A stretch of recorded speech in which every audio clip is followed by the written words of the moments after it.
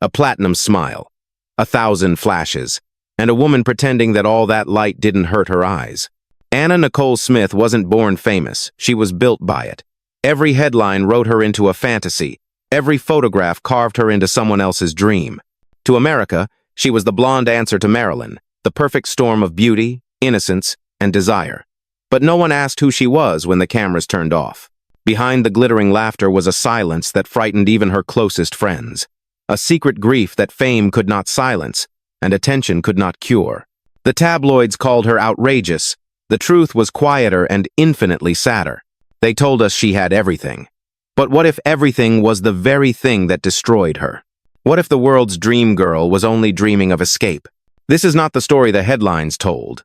This is the story that never made it to print.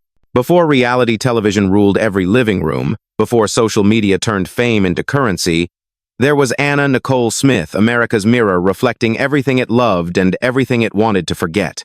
She came from Texas, a waitress with nothing but a name and a wish. Within a few years, she was everywhere on billboards, in commercials, on the cover of Playboy as 1993's Playmate of the Year. Her face was sculpted into a dream that America recognized instantly. The modern Marilyn. The body, the voice, the innocence painted in high gloss, all perfectly designed for a nation addicted to the spectacle of beauty. Hollywood adored her, fashion houses courted her, and talk shows couldn't get enough of her unpredictability. Yet every rise carries its own shadow. For Anna, the applause grew louder just as her life grew emptier. She wasn't just living the American dream, she was being devoured by it. Her story would soon stop being a fantasy and start becoming a warning. Because behind every spotlight, there is a woman waiting in the dark, and behind Anna's laughter was the quiet sound of something breaking. Vicki Lynn Hogan was born in a small Texas town where dust and silence filled the air more than dreams did. Her mother worked long hours. Her father left early. In that loneliness, the television became her first mirror, a world of movie stars and perfume ads whispering that beauty could save her. At 17, she dropped out of school, married young, and worked in a fried chicken restaurant. But the promise of glamour wouldn't let her sleep. She found herself in Houston, standing under the neon light of a strip club, watching other women transform themselves into something the world paid attention to. When she stepped onto the stage for the first time, the crowd's gaze felt like sunlight, blinding, warm, addictive. She changed her name to Anna Nicole Smith, a name that sparkled on a magazine cover even before it existed. When Playboy called, she didn't hesitate. By 1993, she was Playmate of the Year, the face of Guess jeans, and the new fantasy America didn't know it was missing. But behind the glossy covers and champagne flashes, the girl from Texas still stood somewhere inside, waiting, watching, wondering how long she could play the role the world wanted her to be. Fame didn't arrive gently, it swallowed her whole. The girl who once danced under dim lights was now blinded by flashbulbs that never stopped. Her face sold magazines. Her name filled late-night jokes. The public adored her but never believed her. In 1994, Anna married oil tycoon J. Howard Marshall, a man more than 60 years her senior. The tabloids called it a scandal, a gold digger's dream. Few asked if it was about comfort, companionship, or simply a woman craving to be seen without performance. She once said quietly, "He treated me like I was special. No one ever did that before." When he died, the affection turned into accusation. The inheritance battle began, and suddenly she wasn't a person anymore, she was a courtroom headline. Every gesture was dissected, every word mocked. The same media that had created her now devoured her piece by piece. To survive, she built a mask of laughter and excess diamonds, champagne, and chaos became her defense. Yet the loneliness only deepened. She sought relief in prescriptions and people who wanted something from her. The glamour glittered, but the woman behind it was vanishing. Fame had given her everything she thought she wanted and quietly took away everything she actually needed. By the early 2000s, Anna Nicole Smith's life had turned into a televised performance of pain. The Anna Nicole Show premiered in 2000 and two-part reality, part tragedy, and entirely unfiltered. It was meant to be funny, chaotic, human. Instead, it became a mirror no one wanted to look into. She appeared disoriented, her voice slurred, her laughter echoing through empty rooms. The world watched, mocked, and replayed every stumble. What the audience called entertainment was really the slow unraveling of a woman who didn't know where Anna ended and Vicky began. Her body changed. Her mood swung between euphoria and exhaustion. Rumors whispered about addiction, grief, and the ghosts of people who no longer called her name. Those who worked with her described moments of clarity. She could still command a camera, still charm a crowd, but the light in her eyes had dimmed. She once said, "People think they know me, but they only know the pictures." It was both confession and warning. By 2006, she was living mostly overseas, far from the press but not from her demons. The fame that had built her image now circled like vultures, waiting for the final act. And when it came, the cameras would already be rolling. September 2006, a hospital room in the Bahamas. Anna cradled her newborn daughter, Danilyn, in trembling arms.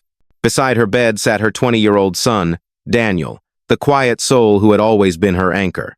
They laughed softly, exhausted but at peace, a fragile moment of stillness that would not last. 3 days later, Daniel was gone.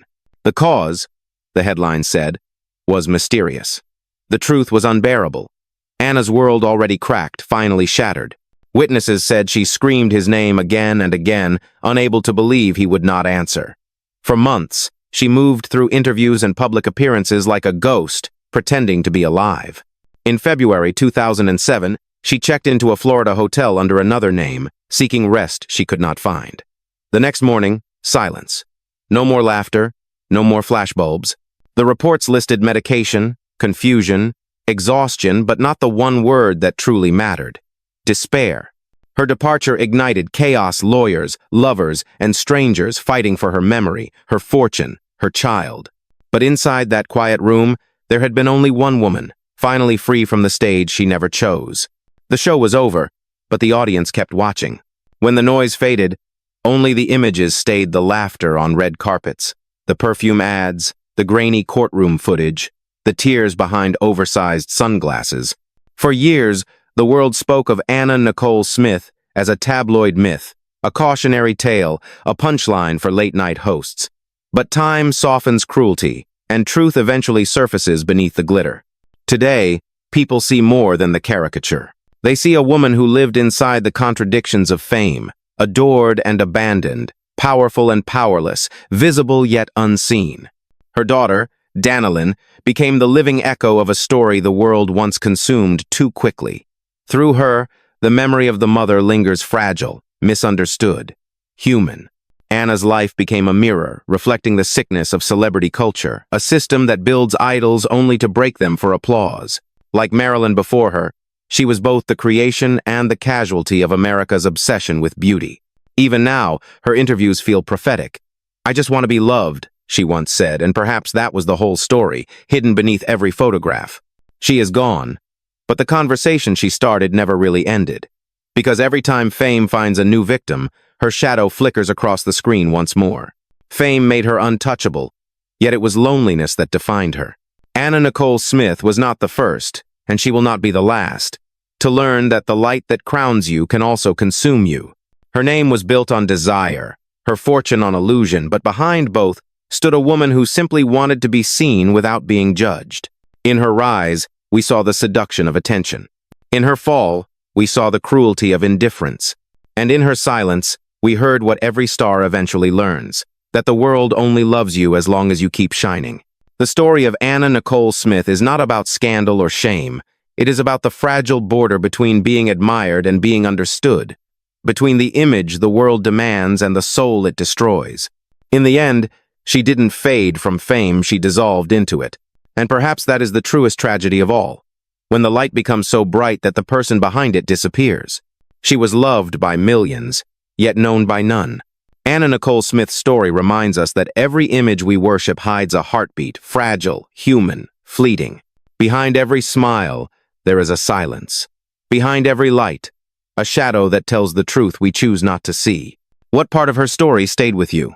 Was it the dream, the downfall, or the silence that followed? Share your thoughts below, and remember, these stories aren't just about them, they're about us and the way we look at those who shine. Fame and shadows, every star has its story.